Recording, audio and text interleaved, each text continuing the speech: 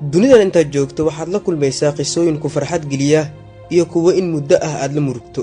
dunida ayaana sidaas iska ah oo wajiyo badan leh, markastana bixisa casharo muhiim ah.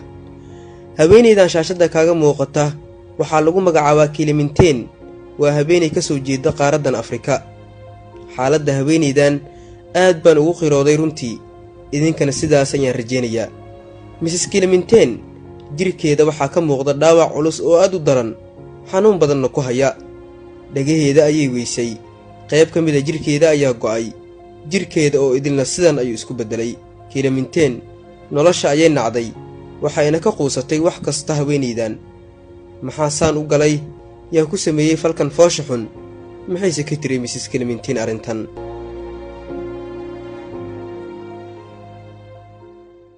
hinaasaha ama maseerka waa shay dabiici ah oo Alle ku abuuray bini'aadamka.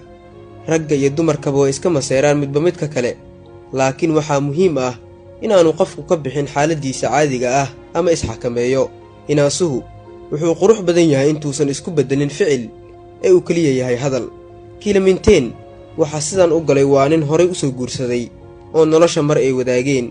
ninkan horay u soo guursaday waa ay kala tageen, nin kale ayayna guursatay ay u dhaxday. nolol qurux badan ayay ku jirtay ka hor sidan. sababtay u kala tageen saygeedii horena waxa uu ahaa in aysan carruur u dhalin oo ay dooratay inay kala tagaan. laakiin ninkii horay u soo guursaday ayaa aad u maseeray kadib markii la guursaday xaaskiisii hore. hinaasaha ayaa ka tambatay, wuuna adkaysan kari waayey, wuxuuna isku dayey inuu dilo uu nolosha dhaafiyo Kilimanteen. dhalla ayuu ka soo buuxsaday daawooyin aad u daran oo saameyn xooggan u geysan kara qofka bini'aadamka jirkiisa iyo noloshiisaba. dil ayuu la damacsanaa, hase ahaatee waa ay ka badbaaday.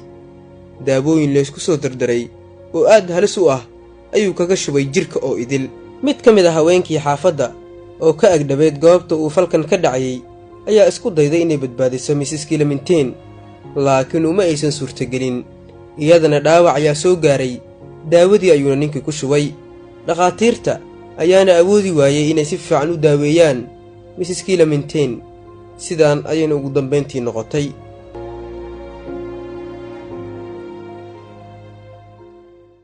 ninkii dhibta u geystay waa la xiray, 3 sano iyo xabsi ku jiray. dib ayaase loo soo daayey.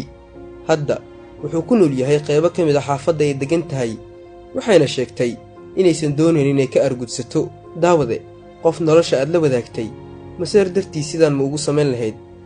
jawaabtaadu inoogu reeb qaybta hoose ee kommentiga si aan u aragno fikirkaaga. mahadsanid.